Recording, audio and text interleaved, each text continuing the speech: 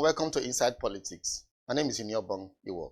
This week, we'll be paying attention to the coalition being led by Atiku Abubakar. The plot by opposition politicians to form a united front to challenge President Bola Tinubu's re-elections appear to be gaining steam in recent weeks as the race toward the 2027 general election begins. Led by Atiku Abubakar, the People's Democratic Party (PDP) presidential candidate in 2023 general election, Nasir El-Rufai, former Kaduna State Governor, Peter Obi, presidential candidate of the Labour Party in the 2023 general election. The opposition leaders have promised to give the ruling APC a run for its money and change the political narrative in 2027. But with the two leading opposition parties, the PDP and the AP, emerged in crisis, it is not clear which political platform the coalition plan to use to contest the general election. Joining us on Inside Politics today to discuss the coalition and also assess President Tinubu's 2 years in office is Fabiyi Oladimeji. Oladimeji is a close ally of Atiku and served as director of support groups for the PDP Presidential Campaign Council in 2023. Good afternoon, sir, and welcome to Inside Politics. My brother, thank you. Good afternoon. It's good to be here with you. Good to see you. It's been a while. A lot of Nigerians have been maybe anxious to know what the coalition, how they are going to challenge the APC, how they are being formed. We have been hearing so many stories of leaders coming together. We saw the summit the group had, Northern Politician had last week in Abuja. But I think the question a lot of people want to, if they see you personally in the street of Lagos or Abuja or anywhere in the country, will be, what stage is the coalition now? In terms of planning. Thank you very much. Yes. Okay, thank you very much, one, for bringing me, and thank you, listeners. First, I'd like to say that the need for coalition didn't just come up from the blues.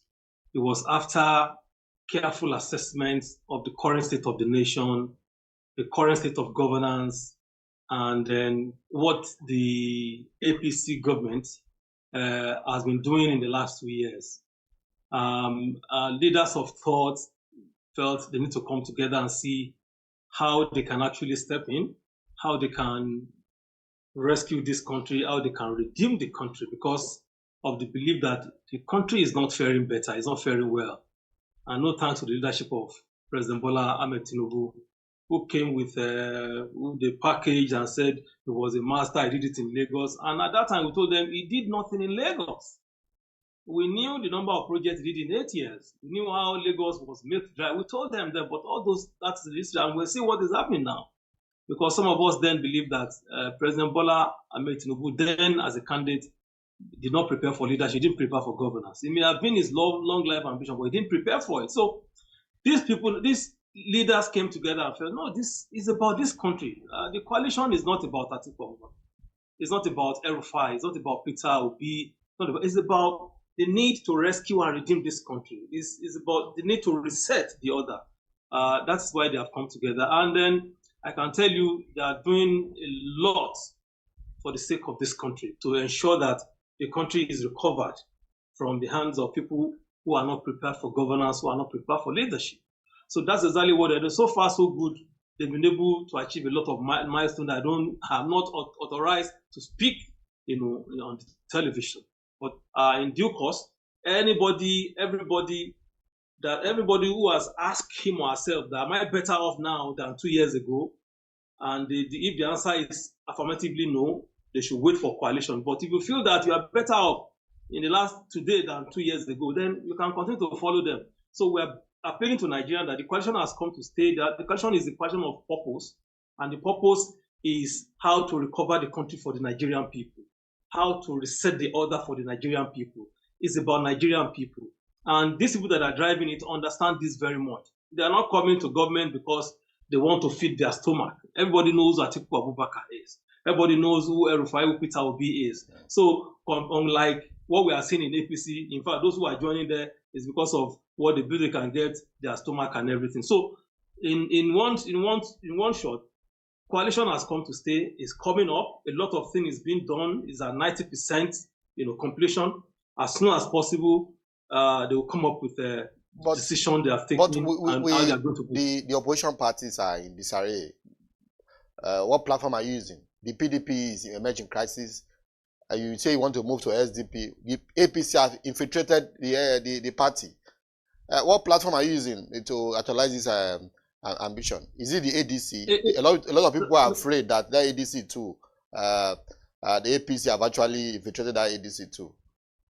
I want to implore them to be patient. Those who are driving the coalition process know what they are doing, and in due course they will come out and announce the platform that they are going to use. Mark you, it is just now that we are seeing it the way it is, and we saw some unprincipled politicians jumping into APC because APC is the ruling government. In every election cycle, we'll experience this kind of thing. And if anybody tells me the opposition is in disarray, yes, opposition is in disarray because they've lost focus. They've lost the real essence of being in opposition. And we can see what's happening in PDP, where we have the likes of Minister of FCT, staying in the party and destroying the party, hiding under President Tinubu's banner to destroy his own party. Even when Obasanjo was in government, it wasn't this way. And I tell anybody who cares to listen, exactly what President Tinubu is doing now was what MPC did in First Republic that brought down MPC.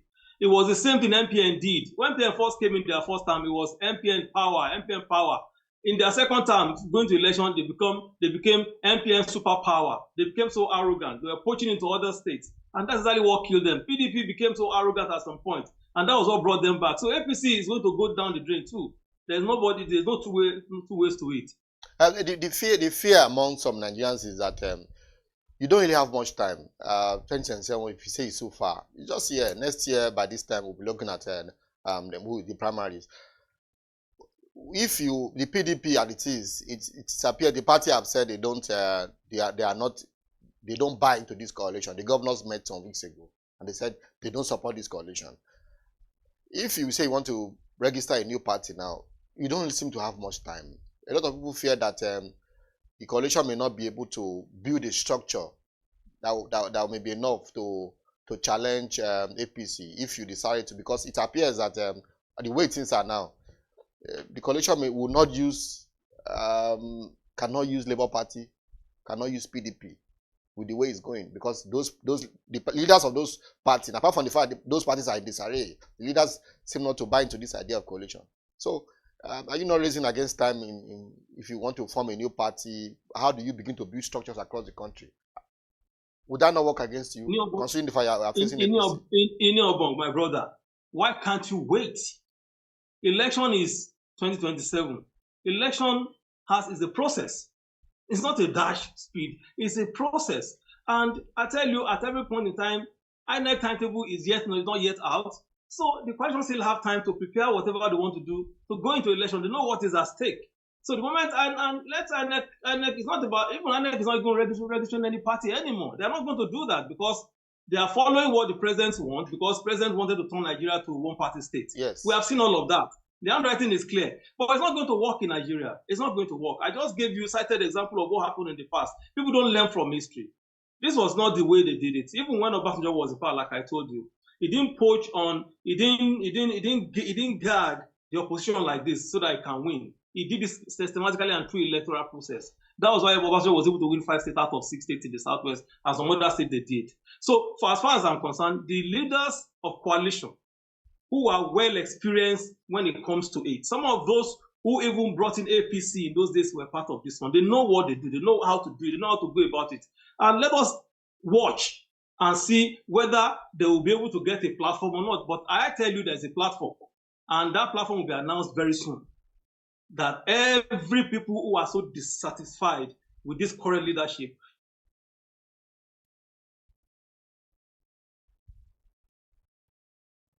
and in any case, this is not about political problem. There are other parties that are ready. If PDP say they are not ready, the governors of PDP say they are not ready for coalition, it's a problem. Let me tell you, in 2015, if Buhari and Tinubu had not left Lagos to go and meet Buhari and other critical stakeholders that for APC won't be alive today, it won't be alive. So it wasn't about party. This one is not going to be about party. And like I do tell people, one of the mistakes again that APC is doing is that they are chasing the elites. Why the coalition are discussing and in bed and engaging the citizens? This is what we are saying. This election is not going to be determined by what the government says. How true is it? How true is it that the coalition planners are thinking of using the ADC as a platform? They are doing what? How true is it that the ADC is being considered as a platform? There are not only there are many platforms. There are many platforms that are being considered. Not just about 2, 3, 4 platforms are being considered. They've not zeroed on anyone. When they anyone they eventually zeroed on, they will announce to Nigerians, and the process will begin. So nobody should feel. The only persons that I see that are jittery and that are afraid there is the APC and Tinubu, because Tinubu is sweating. He knows what these people can do. So any other person that you see talking, they're just talking from a standpoint of those who do not even have information. But Tinubu, that the thing is affecting, knows that he's sweating inside because he knows that there's a problem. And that's why you see them, they are doing to want to make sure that they first came with the narrative that it's a South-North thing. Before people told them, no, it's not about us. It is about Nigerians that are hungry. It's about Nigerians that are being killed every day. It's about the economy that is not working. It's about the poverty and hunger. And look at Global Hunger Index in 2024. Look at the report. We are number 18 in 18 position. We are being ranked along Sudan, a war-torn country. Look at the level of the debt. When Tinubu came on board, he met for $3 trillion debt. Now it has gone to 146 trillion, about 150%. Then they are now asking for another loan. Look at the total of public debt. Another one, at the end of the day, all this debt will go about over 200 trillion. Where are we going with all of this? Why Nigerians are suffering? Why Nigerians are in pain? The National Assembly are living fat. They are padding the budget, putting all sort of money in the budget. All the things, everything that this government has done is to support the rich and make the poor poorer. Okay, ask them, where is the middle class now? There's no middle class. They've finished middle class. Now middle class has gone to lower class. Now when the lower class has no space again, where do they go? They die. That's what this government is doing. All the policy day in day out is just to support the rich. Are you saying the APC is deliberately killing the opposition? What is happening? What we are seeing within the opposition now? No. What I'm saying is they are weapon. See, dealing with opposition is politics. I'm talking of Nigerians weaponizing poverty. That is what this government is doing. We are still coming to that, but this coalition now. Some people are wondering if Atiku, we have been hearing, if you look at the dailies recent weeks, people are saying Atiku should not contest, Atiku should not contest. That this is the turn of the South, that the South have to use 2 years, 8 years. And will Atiku willing to drop his ambition if this coalition coming to his form fully? Listen, why would Atiku drop his ambition for anybody? And they have to really convince me why Atiku will drop his ambition for anyone for that matter. Why are they not telling Mr. President to drop his ambition despite his failure not to run again in 2027? Why did they tell Mr. President that? On what ground? This is the question. On what ground should Atiku drop his ambition? Is it because he doesn't have the experience? Is it because he's not capable? He's not a Nigerian? Or he ran foul of every constitutional provision? They should tell me. Is he not healthy? People talk about his age and also that it's the turn of the South. What has age? Now the question is, what has age got to do with leadership? What has in the ladder of leadership? Hierarchy, did you see age there? Did anybody see age there? What is it? President Biden he left government. He refused. He stopped from contesting because of his health. Did Atiku have any health issue? They should go and interrogate his age. Those who are saying that are afraid. They are so scared of Atiku. They know that he will always win them. He has always won. They have always manipulated it. That is the fear. That is the sentiment. So just tell me why he should. Just tell me. Who are you bringing that is better than Atiku? That has more experience, that has more capacity, that has what it takes, that has shown capacity that I can lead this country. Tell me. They should tell me the ground why Atiku should not run. Is he running for a constitutional provision? And if Atiku is going to run, he's doing so because he's empowered by constitution to do so. People have also talked about that. Buhari is from the north. Buhari spent 8 years. That is the turn of the South. That the South have to spend 8 years. That is sentiment. It's fallacy. It's fallacious innuendos. Where is it written in the Constitution? If you want to run, go to the field now. If you don't like Atiku, vote him out. If you don't like Tinubu, vote him out. It's as simple as that.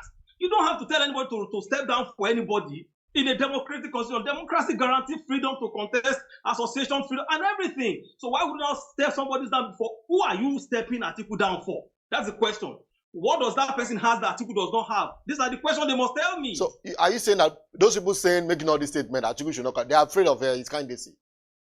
They're afraid of Atiku. That is and it's being sponsored. It's a propaganda that's being sponsored by APC people. And of course, that is what Wike has been banded, and every other, and all these APC people that are so scared, that are failed Nigerians. What we have been hearing, what we have also been hearing is that this election will be a battle between the North and the South. We've been seeing that the APC have been gaining road in terms of coercing governors. I mean, some governors within the South here to join the party. Let me tell you what they did. Let me tell you what they did to the governor. What did they do? They kidnapped them, and the ransom for kidnapping is what they are doing. But when you say kidnap, that is not a word to be used. That is metaphorically. They're not as this. In the recent, they were kidnapped, and when you are kidnapped, you pay for that. You pay. Ransom is moving to APC. Let us look at this. Just hold on, please. Is the public knowledge why Okowa joined APC? Why did he join APC? Was invited. We don't know. I don't know why he joined APC. It's a public knowledge. You may claim you don't know. Okowa was recently invited by the anti-graft agency. And after that one, he came back and he said, I am going to APC. If APC, they are very sensible. Somebody that is facing anti-corruption charges, you now welcome him into your party. Does that speak anything to you, my brother, or anybody listening to us? Let us reason. This is not statement, this is not politics. You claim you are fighting corruption. Somebody is having serious corruption charges running into trillions, and that is the person you welcome into your party, and you are embracing him. You want to bring. Please, my brother, this is not sentimental. Let's just reason. But some of those governors have said the reason why they are dumping PDP or thinking of dumping PDP is because the party is in crisis, and they cannot guarantee that they are going to win. They are going to win their state in 2027. That is not true. That is not true. They just want to survive. All the PDP governors that are in bed with APC, you see now it has one leg in today, one leg in out. Now a lot of them wants to. Oh my goodness, they want to survive. The first-time governor wants to secure their ticket for second term. The second-time governor wants to make sure that they bring in their successor. These are all the things. This is exactly what I'm saying. That this is not about the people at all. It's about the selfish interest of these individuals. And that is why none of them will determine where 27 goes. Nigerians will determine. None of them will determine where we're going. No governor will tell us anything and will listen because it's all about them. So what you are saying? It's all about them. Okay. What you are saying is that this coalition, Atiku is likely to be the candidate. Would there be a primary? I don't know. I'm not saying that. I don't know. I'm not saying that because it's going to go through the process of all the process of. There's going to be primaries. And whoever wins, every other person, because they've all signed an accord. No, they have an understanding that it's about rescue. It's not about individuals' ambition. So, and we're going to go through the whole hog of the process. So whoever wins, because that's the only way. That's the only way. Look at what they did in 2015. Atiku contested. Tinubu, Buhari contested. Kwankwaso contested. Buhari won. They supported him, and that's it. And so we're going to have a better repeat of 2015 in 2027. Go and write it down. There are fears that these people have pushed their individual ambition aside. They have put the nation forward. Unlike the APC, since they came into this government, they have lost focus and direction. They started campaigning for 2027 when they have not, and that's the reason they are not performing. INEC has not even announced the election times table, but we are seeing so many defection electionary activities across the country. You see them go to Abuja Airport Road, go to Asokoro all over Abuja. You see billboard of Mr. President for 2027 in 2 years to election, and nobody is talking about that.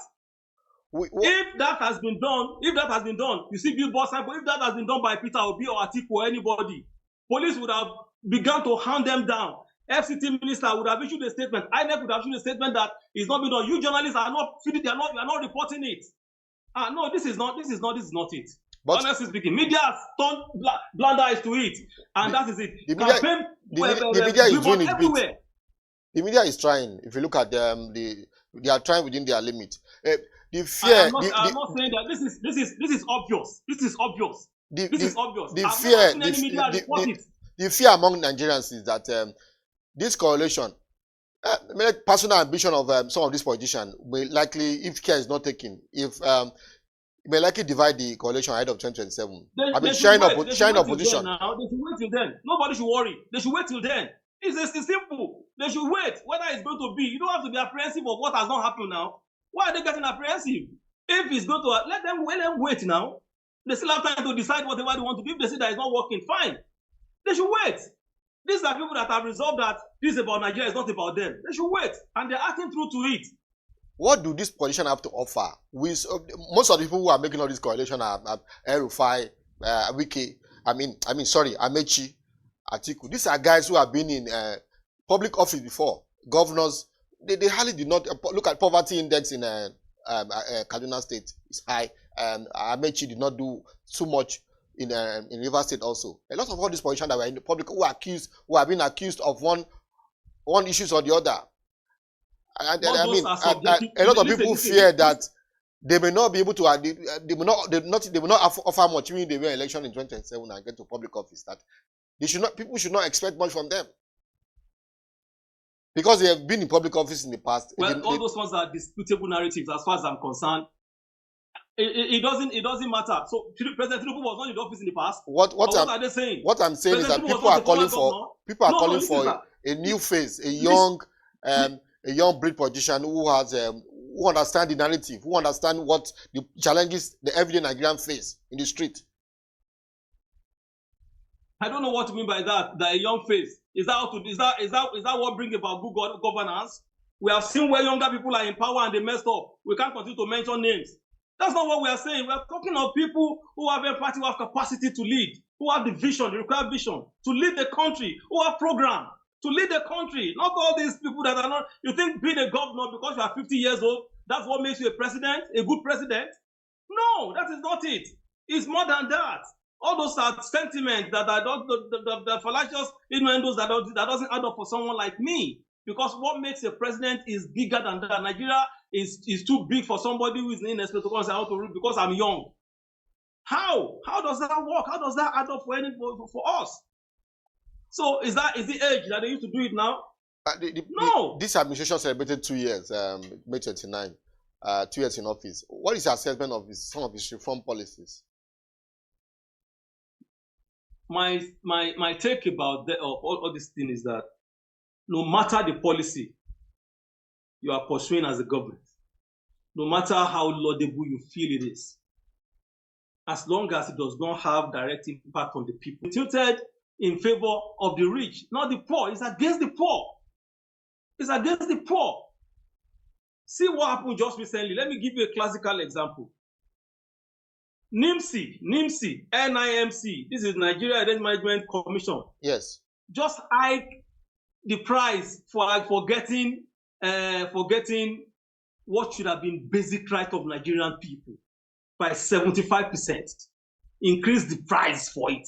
They now say they have VIP protocols. If you want to do that, there's something you are going to pay. It should have been something that easily you go to the point, you get and let it go. They get your function. Look, I'm just giving you an example. Yes. Everything this government is doing, all the policy year in, year out, in and out, is against the people. It's in favor of the rich people. And we can't succeed, we can't survive as a country like that. It's not possible. It's not possible. So whatever the policy they think they have been doing, the reform they have been doing, it does not have direct impact on the people. Look at the economy, look at the inflation rate now. Inflation is about over 30%. They met it at 20-something%.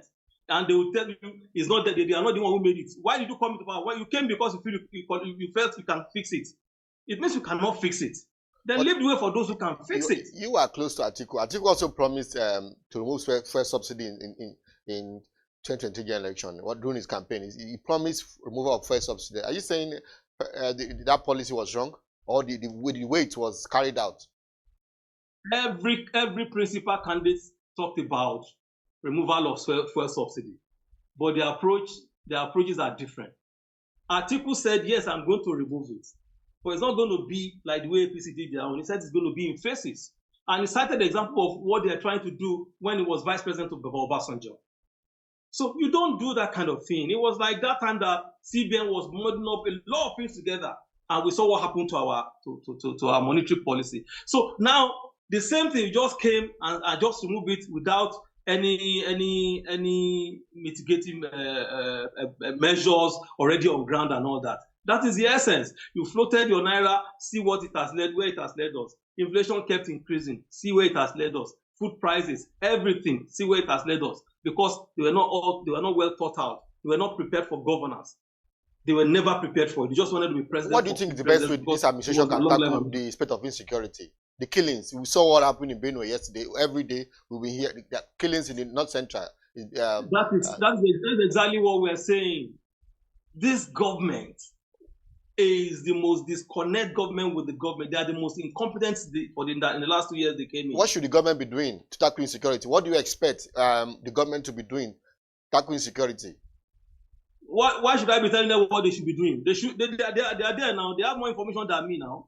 They should go and think, sit down and think outside the box in tackling the security. In fact, one of the best ways to tackle insecurity is to develop your economy. When your economy is working, insecurity will drop.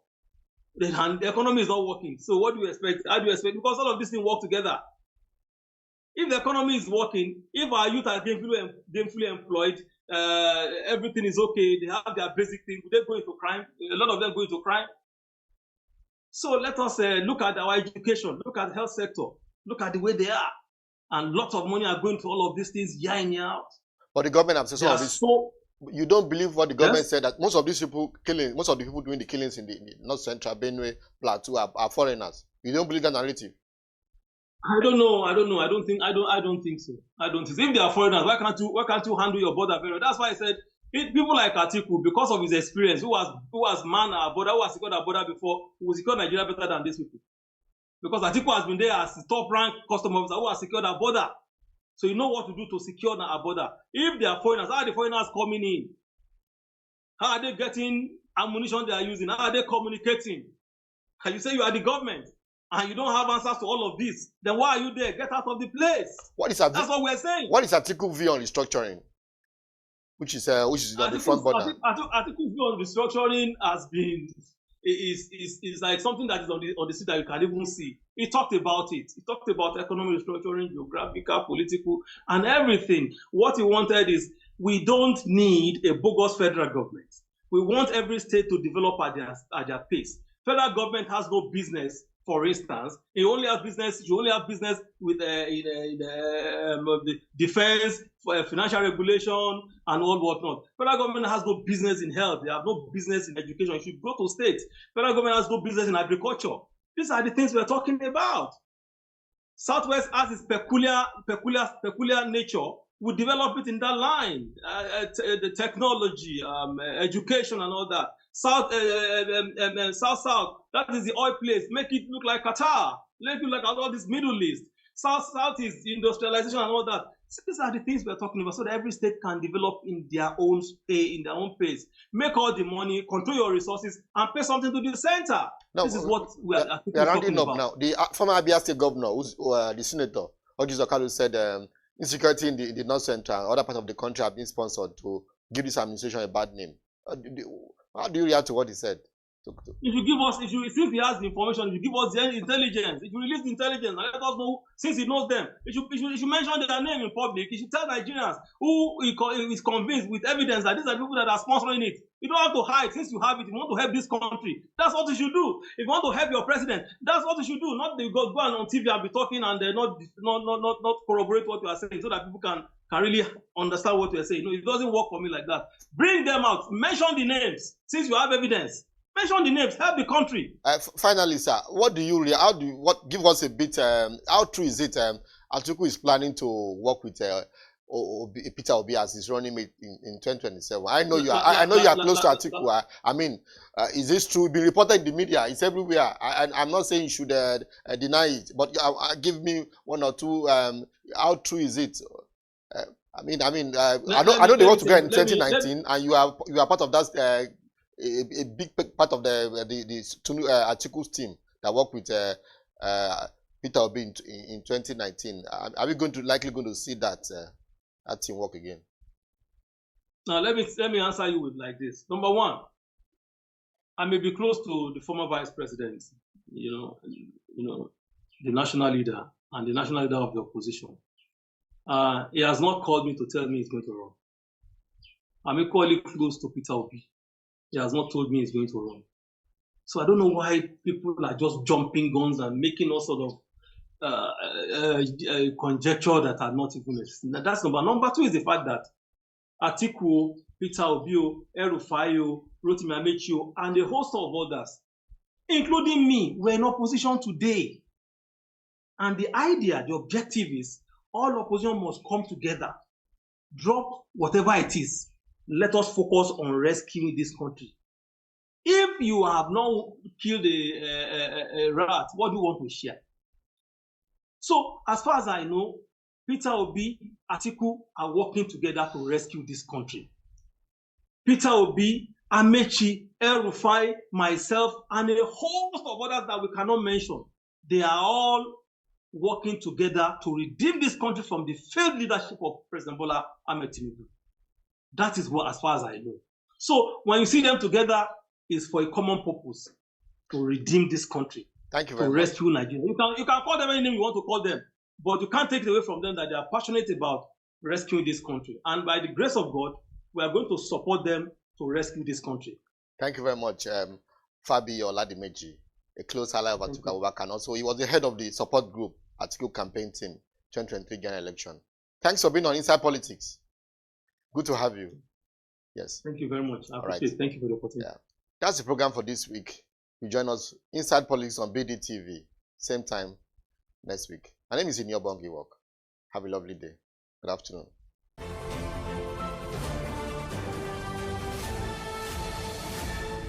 You are watching Business Day Television.